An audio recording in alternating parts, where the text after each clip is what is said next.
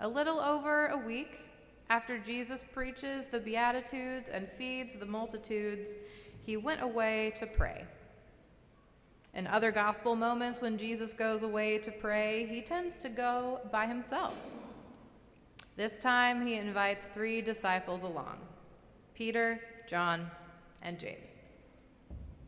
As a prelude to the Garden of Gethsemane, when Jesus goes to pray, but also does not want to be alone, he brings disciples with him. All of us, even Jesus, needs community. We cannot go it alone. He is not running away from the needs around him when he goes to pray. He embraces the needs around him by seeking a place to intercede for the people and the creation he loves. While on that mountain, Jesus transforms during that time of prayer, and his face changes appearance, and his clothes shine with light. 2 Old Testament patriarchs, Moses and Elijah, appear, and they start talking up a storm about what will happen to Jesus in Jerusalem and everything that will take place the week of his death and resurrection. Peter and James and John have forced themselves awake so they don't miss anything, even though they are very tired. So unlike later when they are stone cold asleep when Jesus wants them awake, they are very awake even though they are tired, and they butt in at the wrong time. This time they saw everything, and they are riveted to that spot.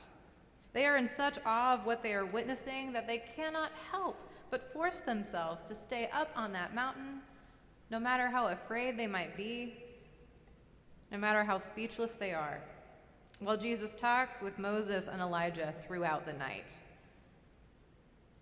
But mountaintop moments cannot last forever, not even for Jesus.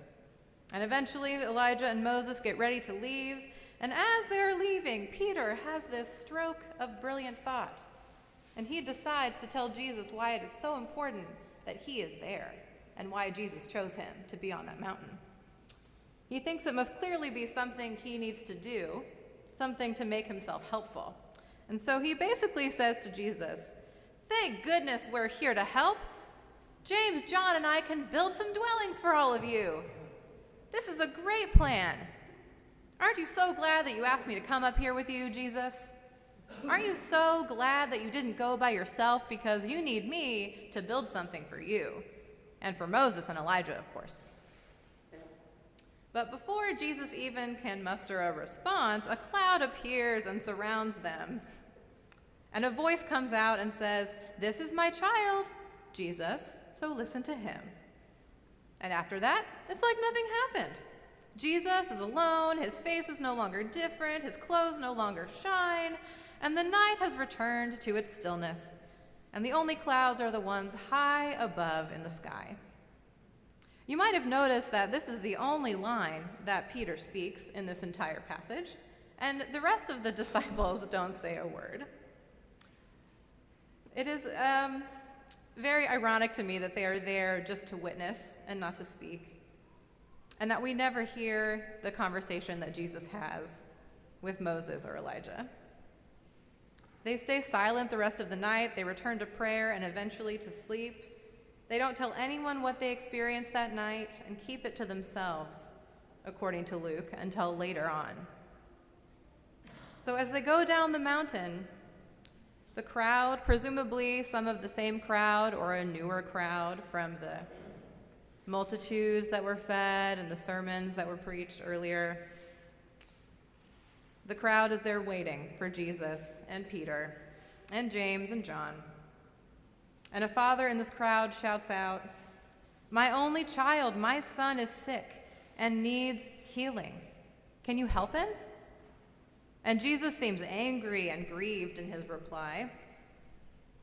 I would not like to be called perverse or faithless. I don't know about you. But he calls the crowd some names and then essentially says, "How much longer do I have to deal with you? Do I really have to keep doing the same things over and over again?" His disciples clearly haven't learned the trick of healing, and so he must do it himself. This demon possession described in this healing might translate more for us as modern listeners to a child who has a seizure disorder. But Jesus brings him healing and returns the child to his father. And the passage ends with a line that reminds me of like a ribbon tied around a Christmas gift. Everyone was amazed at the greatness of God. The end. And everyone lived happily ever after. But it's not that simple, and it's not that clean of a story. That parallel of that child-parent relationship here seems quite purposeful to me, because God calls out on the mountain to Peter to rebuke him, reminding him that Jesus is their child, and then God declares to the group of disciples that Jesus is God's chosen one, implying that Peter is not the chosen one. So maybe he should do a little more listening. And now Jesus responds to the need of a parent coming down from this mountaintop. And he does heal, but he also rebukes at the same time. And as God's child, Jesus offers another child healing, returning him to his family whole and well. It seems that everything should be fine now because Jesus took care of everything. Everything should be how it is. People are healed. Peter has been put back in line. Jesus has come back down the mountain to fulfill his purpose. But a question still lingers in the air. What will happen now? Moses and Elijah spoke with Jesus about what was about to happen to him in Jerusalem, about what he would accomplish there, about what the future would hold for him in the not-too-distant future. In the space between the Sermon on the Plain, as Luke calls it, and Holy Week, Jesus speaks with the patriarchs who represent the law, Moses, and the prophets, Elijah. In this middle land, Jesus prepares for what is next. He does not escape to another place to avoid his mission and ministry, but gets ready for the time ahead. He gets ready for whatever is next. And in this time of preparation, a father interrupts to ask for healing for his only child, his son. I often wonder what Jesus felt like as he responded to the demands on his time and his healing energy. He could have easily left for heaven with Moses and Elijah during the Transfiguration. He could have time traveled, as one of our children earlier said to us. He had just completed a grand tour of healings and teachings and miracles with the Beatitudes and the loaves and the fishes. What else did he need to do? What else did he need to accomplish? What else did he need to show people so they would understand God loved them? But Moses and Elijah talk about what is next for him. And I sometimes wonder if this is a subtle moment of decision for Jesus. Do I stay or do I go? Do I remain here and complete what is before me, even to the point of death? Or am I done now? Can I go home too? I brought witnesses with me to see this all happen, so I don't have to stay. They can all go back down the mountain and tell them that I'm gone. Nobody would know any different. Peter, James, and John could tell the others where I have gone and what I am doing next. It would be so easy to disappear up into heaven with Moses and Elijah, rejoin my dad, and be done with this whole incarnation. And Peter, I wonder how Peter felt when he made the presumption that his presence was very important because of what he could do for Jesus and Moses and Elijah. But Peter and James and John do not come with Jesus because he needs them to do anything for him, or because they are more special than the rest. He invites them because they have a relationship. Peter misunderstands and cannot sit in awe like James and John. He cannot be still. He jumps into action, believing he is indispensable, believing that he must be absolutely important, perhaps even more important than Jesus and the rest. Or maybe it's that desperate father that reaches out to you this morning, longing for healing, asking God to touch your life or the lives of the people that you love. Maybe you have tried everything like him and nothing is working. You have reached your limits, perhaps, of offering care to someone else and do not know where to turn.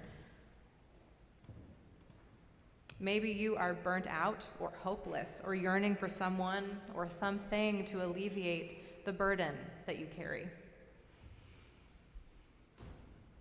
This transfiguration is not only about Jesus on the mountaintop coming into contact with leaders of old. It is also about us and the world that we encounter every day. It is about the ways that we reflect and act, the ways that we listen and learn, the ways we build more together than we can alone. In like classic build fashion, I automatically thought of the principles of IAF, the Industrial Areas Foundation, around reflection and action. So those of you who know what that is, you can like smile knowingly behind your mask. But I thought about how Jesus goes up on the mountain to reflect, much like we're trained as community organizers to reflect deeply, both before and after we act in the world. And then I think of Jesus and his moment of reflection and choice. And then also think about what it means to act in the world. That we are called to both. Not one or the other, but to both. And that even in the midst of preparation, when we are inconvenienced or frustrated, like Jesus may have been at the end of this story, we are called to act. To share that love and that healing touch wherever God calls us to go. Amen.